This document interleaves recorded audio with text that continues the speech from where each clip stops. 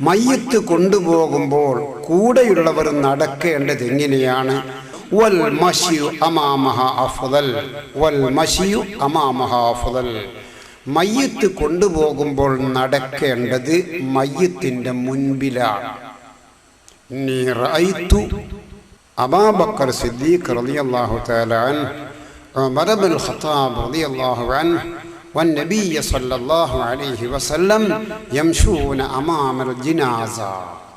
അബ്ദുല്ലാഹ് ഇബ്നു ഉമർ തങ്ങൾ പറഞ്ഞു, ഞാൻ എൻ്റെ ജീവിതത്തിൽ അബൂബക്കർ സിദ്ദീഖ് തങ്ങളെയും എൻ്റെ ഉപ്പയാകുന്ന ഉമർ ഫാറൂഖ് തങ്ങളെയും മാത്രമല്ല വന്നബിയ്യ സല്ലല്ലാഹു അലൈഹി വസല്ലം അല്ലാഹുവിൻ്റെ റസൂലിനെയും കണ്ടത് യംശൂന അമാമൽ ജനാസ, മയ്യത്തുകളുടെ മുമ്പിലായിരുന്നു നടന്നിരുന്നത്.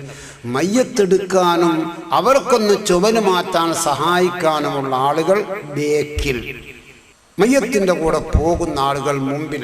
ഇങ്ങനെയാണ് നടക്കേണ്ടത്. ഇതും നമ്മളെ നാട്ടിൽ കുറവാണ്.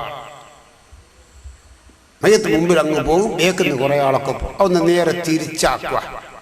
ഒക്കെ പോകുന്നവർ മുമ്പിൽ നടക്കുക. പഠിച്ചോനെ, നാളെ കൂട്ടത്തിൽ ഒരാൾ മരിച്ചിട്ടുണ്ട്, നാളെ ഒളിയെടുത്ത് വരിക, മുമ്പിൽ നല്ല റാഹത്താൽ മുമ്പിൽ നടക്കുക. അങ്ങനെ ഒരു പതിവ് ഒന്നുണ്ടാക്കിയെടുത്താൽ അത് നല്ലതാണ്.